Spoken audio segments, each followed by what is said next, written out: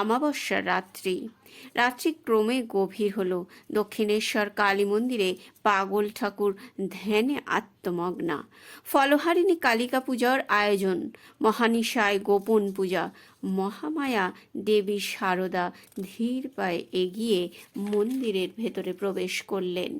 এমন সময় পূজারী ঠাকুর তাকে ইঙ্গিত করে বললেন, এসো, এগিয়ে এসো, এই তোমার স্থান। ঠাকুরের নির্দেশে দেবী শারদা দেবী দক্ষিণের দিকে আলপনা দেয়া আসনে উপবেশন করলেন। পূজ্যা দেবী শারদা। পূজারী পাগল ঠাকুর। ফুল, বেলপাতা, তুলসীপত্র এবং চন্দনে মায়ের চরণ ঢাকা পড়ে গেল। শ্রীমা ও আনন্দময়ী মহামায়া রূপে ধ্যান তন্ময়তার মধ্যে গ্রহণ করলেন পুজো ও অর্ঘ্য। এভাবে কেটে গেল রাত্রির তৃতীয় প্রহর। সম্বিত ফিরে পেলেন যখন ঠাকুর, তখন শ্রীমার চরণ কমলে জপের মালা, ফুল, বেলপাতা যা কিছু ছিল সব অঞ্জলি ভরে নিবেদন করলেন।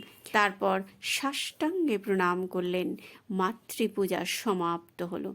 অনন্তরূপিণী শ্রীমা অন্তর থেকে উদ্ভাসিত হলো মহাশক্তির বিকাশ।